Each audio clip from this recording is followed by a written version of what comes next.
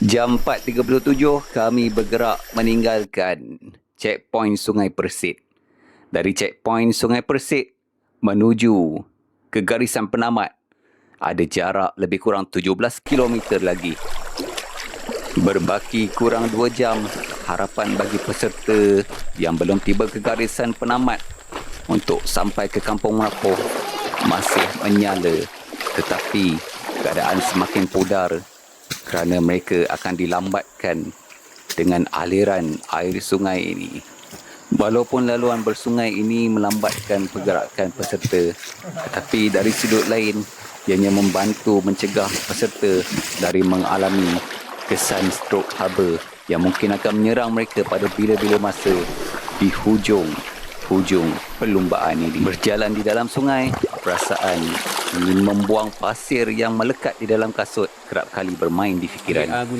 Di sebuah kawasan hulu sungai ini menjadi pilihan peserta yang kami sweep dari Sungai Persit ini untuk berhenti bergerak.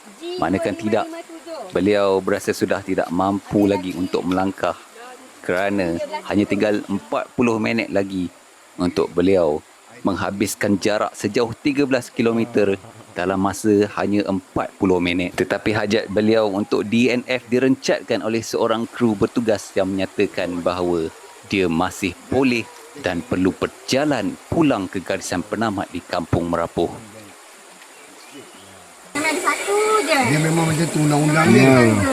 That's why kami tak boleh paksa, tapi kami bagi fakta. Kami bagi fakta. Kami bagi fakta, kami kata dalam masa 40 minit boleh tak you lari 13 kilo. Kami di belakang you, tapi decision di tangan you. Boleh atau tidak dengan keadaan sakit Lepas ni tu kalau sekarang. dia cakap tak boleh, Kalau tak boleh kena DNF. Kalau dia kata boleh, kita ikut. itu dia paksa lah. Berlari atau tidak. Ya betul. Tapi dia boleh berjalan atau tidak. Jalan untuk habiskan dalam tempoh lambat But akan you, lepas OT.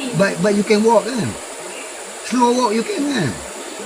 Macam Uncle just nak reason benda yang Ya, logik lah kan. Pun dah banyak kali buat. Kita tak tahu benda-benda ni. That's why kami bagi tahu. Uncle menogeh getah je. kami Yang Uncle tanya-tanya sebab Uncle nak lebih tahu. Sebab lepas ni kami nak kena kejar orang. Kami pun nanti kalau kami kerja betul tak.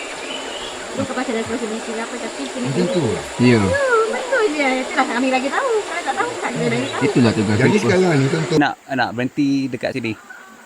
You ada sebab apa reason? sakit dah lepas OT. Okey, sebab apa sekarang dah pukul berapa? Ada lagi berapa km nak ke finishing? 13 kilo. Kita ada lagi setengah jam dan kita ada lebih kurang 13 km